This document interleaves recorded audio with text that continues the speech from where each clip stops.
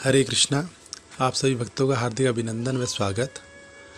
आपके श्री चरणों में दास का कोटि कोटि प्रणाम।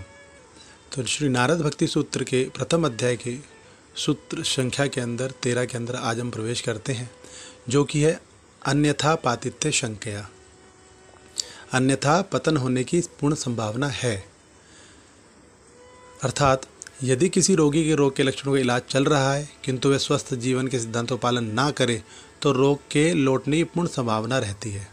इसी प्रकार भक्तिमय सेवा में प्रगति के प्रति गंभीर नवदीक्षित भक्त को सावधानीपूर्वक वैदिक भक्ति सिद्धांतों का पालन करना ही चाहिए, अन्यथा उसके पतन की पूर्ण संभावना बनी रहती है।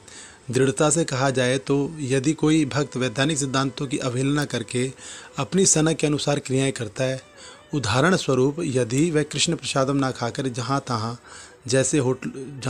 कैसे भी होटलों में खाता फिरता है तो उसके पतन की पूर्ण संभावना है। यदि वह भक्तिमय सेवा हेतु व्यय ना करते हुए धन का संग्रह करे तो उसके पतन की पूर्ण संभावना यहाँ भी बनी रहती है। यदि वह अपनी शक्ति का भगवत सेवा में प्रयोग ना करके उसे किसी भौतिक कार्य में लगाता है तो उसके पतन की पूर्ण संभावना बन जाती है।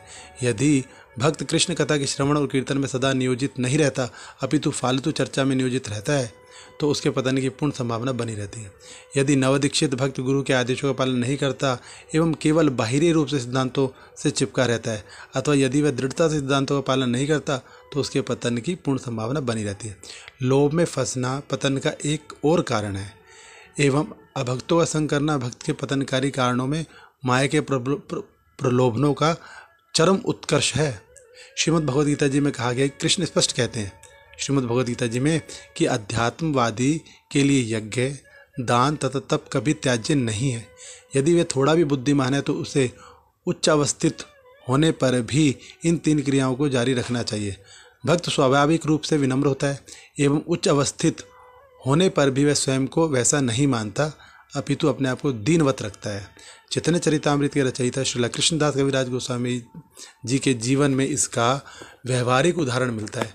वे अति विद्वान पंडित तथा प्रथम श्रेणी के भक्त थे, तथापि वे स्वयं को नरा अधम विष्ठा के कीड़े से भी नीचा मानकर अपने आप को इस प्रकार संबोधित करते थे। उन्होंने लिखा कि वे इतने पापी थे कि किसी को उनका नाम तक भी नहीं लेना चाहिए, अन्यथा उसका पतन हो जाएगा। निश्चित ही जब कोई महान व्यक्ति इस प्रकार बोले तो हमें यह नहीं मान बैठना चाहिए कि वे वास्तव में जीवन के निम्न स्तर पर है, अपितु हमें इसको प्रमाण समझना चाहिए कि विनम्रता में शुद्ध भक्त कभी स्वयं को उच्चावस्थित नहीं मानता। वह स्वयं को आध्यात्मिक जीवन में अधम ही मानता है क्योंकि उसके अंदर दीनता इस प्रकार भरी होती है। जैसा ऊपर वर्णित है कि श्रीमद् भगवद गीता में कृष्ण कहते हैं कि किसी को भी आध्यात्मिक जीवन के यज्ञ अंश का त्याग नहीं करना चाहिए एवं शास्त्र संस्तुत करते हैं कि इस कलयुग में सर्वश्रेष्ठ यज्ञ क्या है, भगवान श्री कृष्ण का नाम। हरे कृष्ण कृष्ण कृष्ण हरे हरे, हरे राम राम राम हरे हरे का जप करते रहना चाहिए। अतः भक्त का मुख्य कर्तव्य इस महामंत्र का सतत जप ही है। यदि वह उच्च अवस्थित हो तो भी, अन्यथा वह किसी भी स्थिति में नीचे गिर सकता है।